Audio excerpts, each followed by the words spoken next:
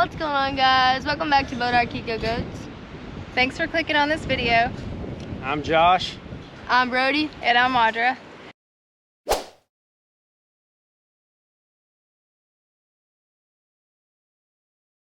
So what we got going on today is we just want to take some time and show you guys how we're doing our creep feeder, how we got it set up, show you a look at the feed that we're feeding, and I want to show you some things that we're doing. It's just not a typical creep feeder, but we made it work for us. So like Audra said, appreciate you guys clicking on this. Come with us, see how we're creep feeding our young goats, and we'll show you some tips and things that we do. So before we get into this video, guys, do us a favor, make sure you like the video, ring the notification bell, and subscribe to the channel. That way you don't miss another video.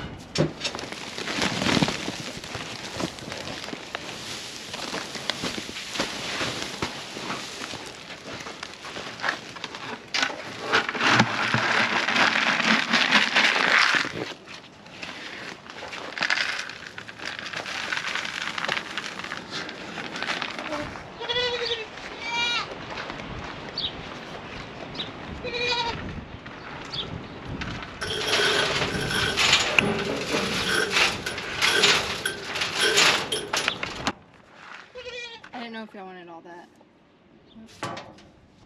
Here's the one they like the best for some reason. I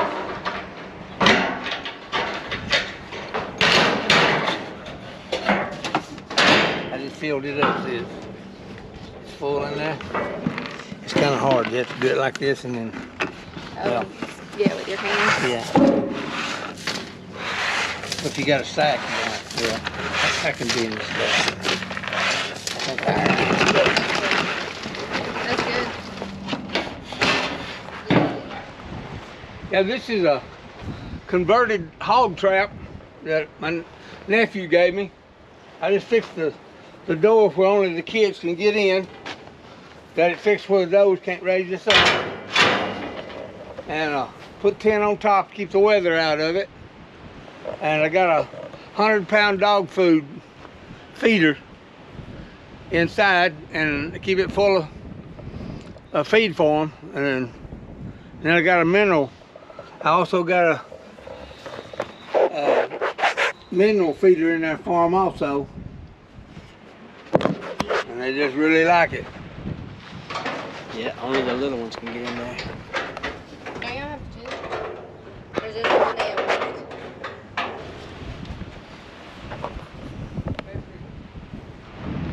So you can see we just filled these up, and we've got these two feeders side by side, and this one right here, it's really small, and when you're feeding over 100 kids, this little bitty feeder right here just ain't gonna cut it. So like Joe was telling you about this feeder we converted, we made this work for us. We converted this into something that's gonna help us out, and you can get a lot of kids in here and put a lot of feed in here, and that's what works. These little ones right here, they're 150-pound creep feeders. They're adjustable gates. I'll get an up-close shot of these.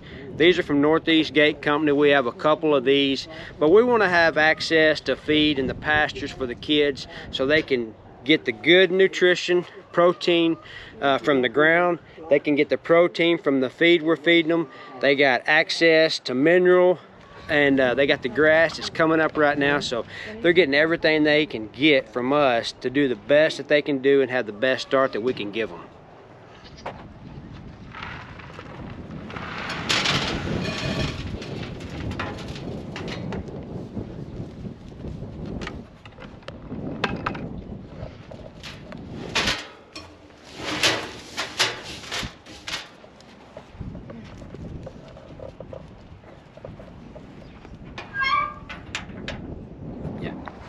Yeah, this is that new type feeder we got from Northeast Gate Company. Yeah, Northeast Gate Company.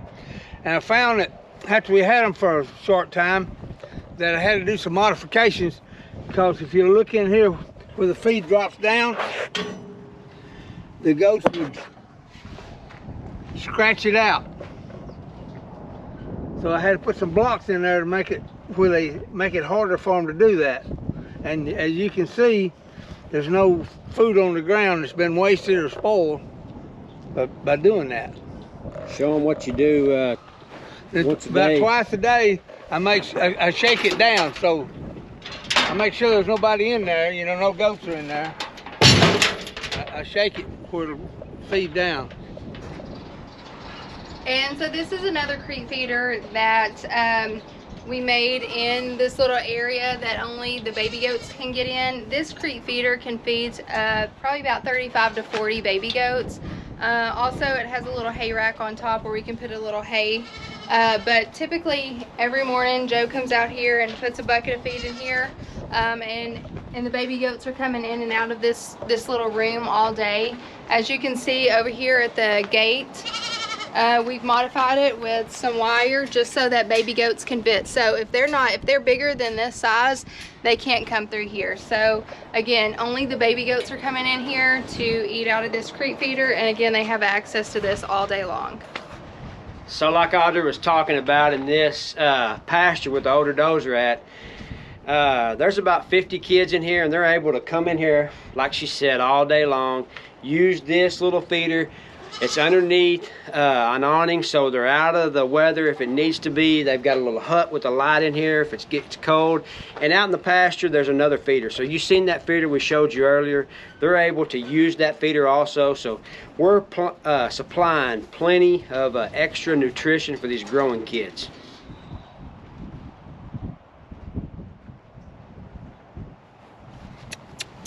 This doggy here, he'll come see me. And I pet him just enough to where he'll come to me.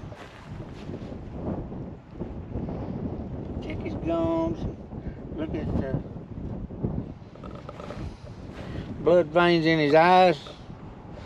You want to be able to see them. If you can't see them blood veins and these gums ain't pink, they need some warmer. They get it once a month. I hope you guys picked up on some useful tips when it comes to creek feeding. And we will catch you guys on the next one. Bye, guys.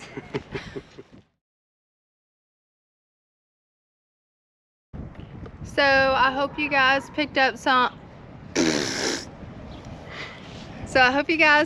on some helpful tips whenever you guys are creek feeding.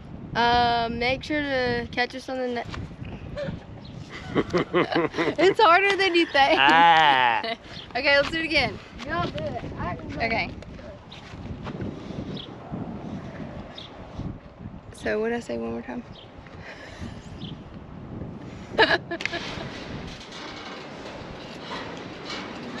Before we get into this video, guys, make sure you like.